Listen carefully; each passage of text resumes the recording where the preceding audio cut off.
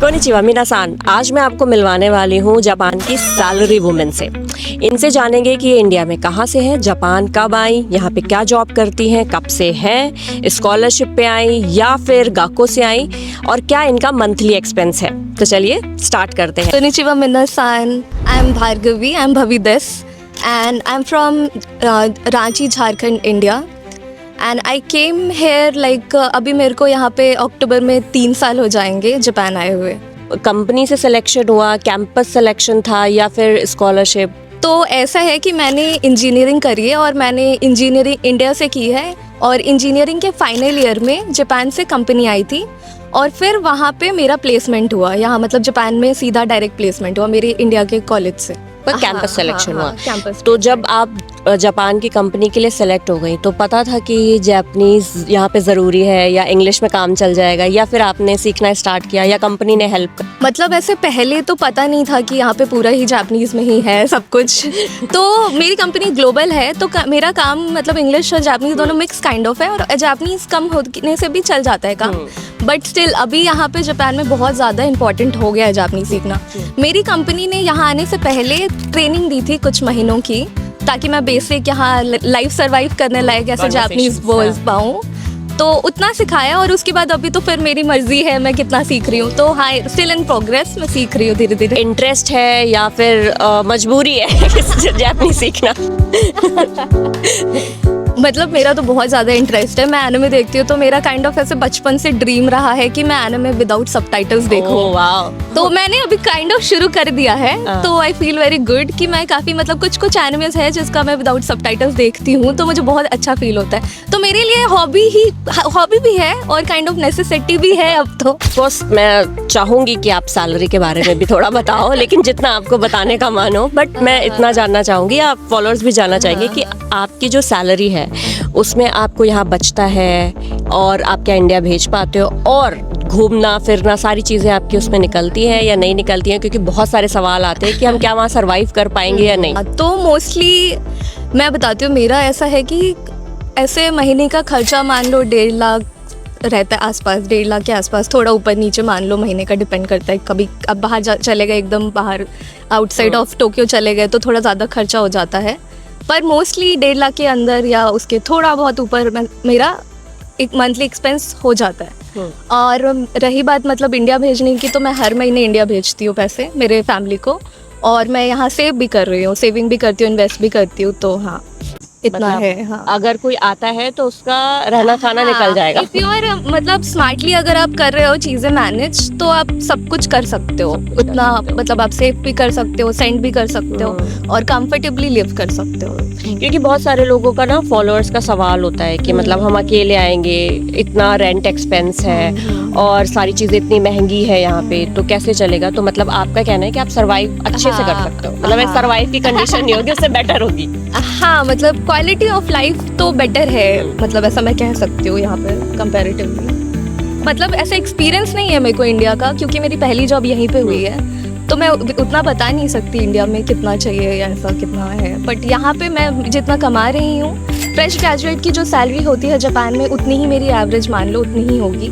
और उसी हिसाब से मेरी मतलब अच्छे से मेरा मैनेज हो जाता है सब कुछ। तो सैलरी देखिए हम बहुत ज़्यादा डिटेल में नहीं बता सकते हैं, जो कि मैं समझती हूँ। आप डीएम में पूछ सकते हैं, अगर ये बताना चाहेंगे तो आपको पता लग जाएगी। ओके, तो अब आपका रेंट यहाँ पे कितना जाता है? मतलब टोटल जो आपकी ग्रोसरी है, सारा खर्चा है, वो कैसे आप खुद खाना बनाते हो, बाहर से बनते करते हो, क्या करते हो, कैसे, कितना मतलब आपका जो रेंट के साथ एक्सपेंस आता है वो कितना आता होगा? तो मैं मोस्टली ऐसा, मेरा रेंट मतलब 2 लोगों में शेयर होता है। मैं यूआर अपार्टमेंट में रहती हूँ और शेयर होता है, तो 2DK में रहते हैं तो 1,10,000 अराउंड ऐसा रेंट है हमारा और डिवाइड हो जाता है ऐसा। और उसके बाद ग्रॉसरीज वगैरह एंड यूटिलिटीज़ वगैरह आप ले लो तो 30 के अराउंड के बीच में हो जाता है। मतलब डिवाइड, हाँ डिवाइड के ऐसे, हाँ डिवाइड करके इतने में हो जाता है। और पहले तो मैं काफ़ी ज़्यादा कुक करती थी, थोड़ा फ्लेक्सिबल था पहले, पर अभी मैं काफ़ी 5 दिन ऑफिस जा रही हूँ, तो ऐसा हो गया कि मतलब मैं रात का डिनर तो कुक करती ही हूँ, पर कभी कभी लंच वगैरह मैं बेंतो ले लेती हूँ। बट मुझे ऐसा लगता है यहाँ का बेंतो उतना एक्सपेंसिव नहीं है, हाँ, तो बेंतो हम मुझे काफी लगता है कि affordable है। बैचलर्स के लिए काम चल जाता है। आप वेजिटेरियन हो या नॉन वेजिटेरियन? नहीं, मैं नॉन वेजिटेरियन हाँ, हूँ। तब तो ठीक हाँ, है। चल जाता है तब काम। चल जाता है, क्योंकि हाँ। अगर आप नॉन वेजिटेरियन है तो आपको यहाँ पे बहुत सारे ऑप्शंस मिलते हैं। वेजिटेरियन में आपको थोड़ा बहुत तो कॉम्प्रोमाइज़ करना पड़ता है। ओके, तो अब मेरा सवाल है कि आपने जापान ही क्यों? क्योंकि आप आईटी से हो और कोई भी इंग्लिश कंट्री जा सकते थे। मानती हूँ कि आपको कैंपस सिलेक्शन मिला, अब 3 साल हो गए हैं, तो अभी आपको क्या लगता है कि आप जापान में रहना चाहोगे? क्योंकि देखा जाए तो अब आईटी के लिए भी JLPT N2 मैंडेटरी कर दिया गया है और आगे कर दिया जाएगा, तो क्या सोचा है, मतलब क्या स्ट्रैटेजी लेके चल रहे हो आप आगे के लिए? तो अभी तो मेरा ऐसा है कि मेरे को बहुत जो मैं काम कर रही हूँ उसमें अच्छा से करना है, पहले एक्सपीरियंस गेन करना है।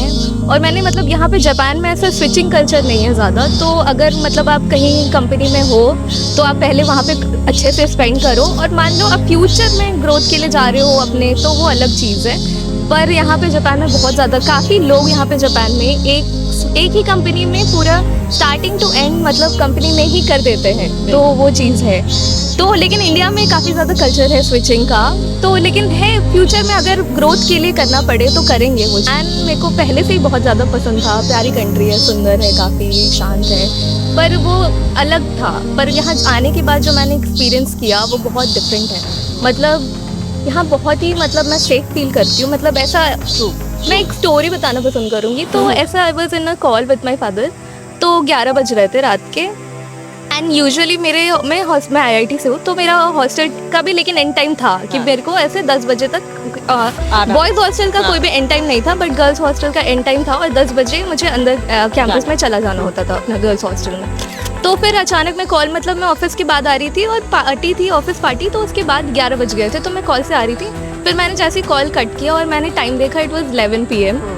तो I was like, first moment था मेरा रियलाइजेशन कि I am very normal, I am feeling very normal, secure, I am not looking कि मेरे पीछे देख रही हूँ कि कोई मतलब ऐसा फॉलो कर रहा है या कुछ। तो वो द मोमेंट ऑफ सेफ्टी था, तो वो फील करती हूँ मैं जापान में बहुत ज़्यादा। और वो सबसे बड़ा फैक्टर मेरे लिए तो सेफ्टी है जापान में, और पीसफुलनेस बहुत पसंद है मुझे।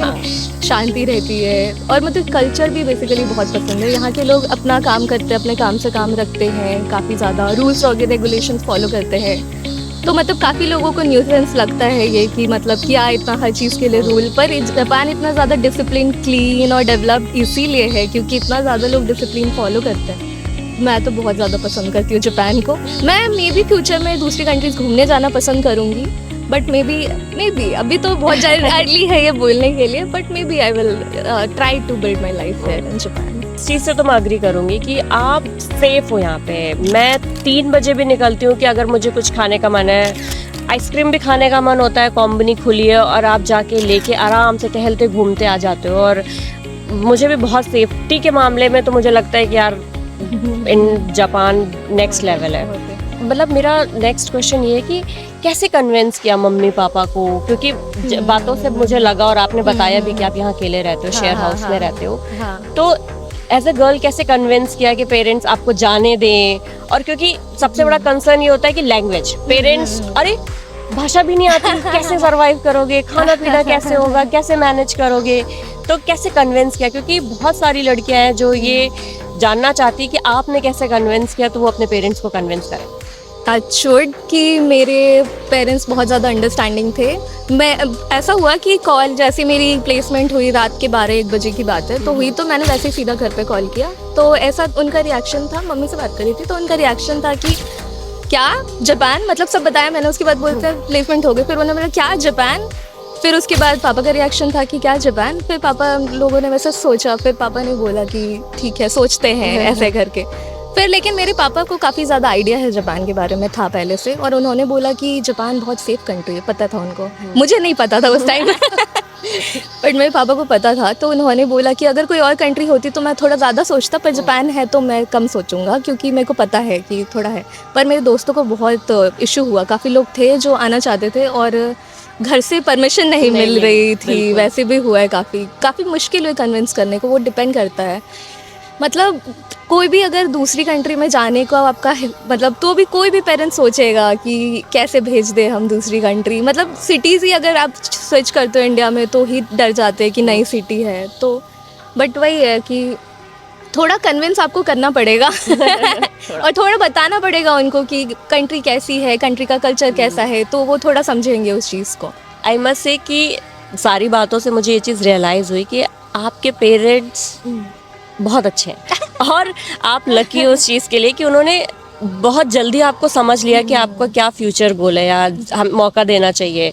क्योंकि ये बात बोलना कि आप जा सकते हो जापान बहुत सेफ है, क्योंकि मीडिया और रील्स इन सब पे तो बहुत कुछ दिख जाता है, कुछ चीज़ें जो नहीं भी होती हैं वो भी दिखती हैं, बट खुद से पेरेंट्स को बोलना बड़ी बात होती है आई गेस, मुझे ऐसा लगता है। क्योंकि मैं बहुत सुनती हूँ और सबके पेरेंट्स, इवन हम कॉल पे भी बात करते हैं पेरेंट्स से और हम उन्हें कन्विंस करने की कोशिश करते हैं, बट वो अग्री नहीं होते हैं। और ऐसा नहीं है कि किसी छोटे शहर के होते हैं, काफ़ी बड़े शहर में अच्छी पोजीशंस पे हैं बच्चों के पेरेंट्स, और मैं जब बात करती हूँ तो वो नहीं अग्री करते हैं। तो बहुत, मुझे तो लगता है कि बहुत बड़ी बात है कि आपके पेरेंट्स मान गए आपको यहाँ भेजने के लिए।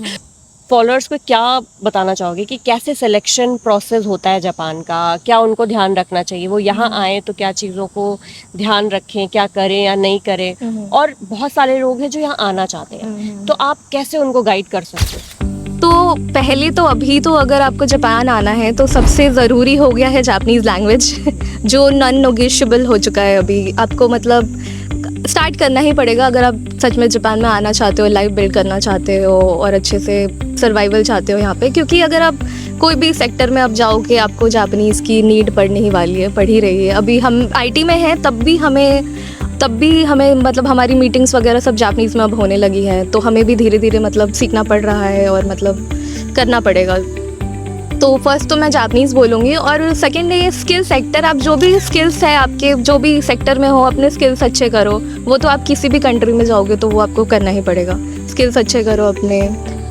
और आप यहाँ पे आने के बाद क्या कर सकते हो, अब यहाँ पे आने के बाद आपको पहले तो बहुत डिसिप्लिन में रहना है, क्योंकि आप यहाँ पे आप जब आ रहे हो किसी कंट्री में तो आप पूरा अपना कंट्री रिप्रेजेंट कर रहे हो, तो आप कैसे यहाँ पे रह रहे हो, कैसे बिहेव कर रहे हो पब्लिक में, बहुत मैटर करता है। तो अपने आप को एकदम अच्छे से रिप्रेजेंट करो, और यहाँ पे आप जिस कंट्री में आए हो तो उस कंट्री का रूल्स रेगुलेशंस फॉलो करो, तो सही रहेगा मेरे हिसाब से। तो आई होप ये आपको बातचीत हमारी अच्छी लगी होगी, और अगर आपको कोई सवाल है तो आप डायरेक्ट पूछ सकते हो, लेकिन मंडे टू फ्राइडे नहीं, सिर्फ हम सैटरडे संडे ही जवाब देते हैं। मंडे टू फ्राइडे हमारे पास बहुत काम होता है, तो आप सैटरडे संडे सवाल कर सकते हो और आपको जवाब मिल जाएगा। हम आपसे नेक्स्ट वीडियो। Thank you.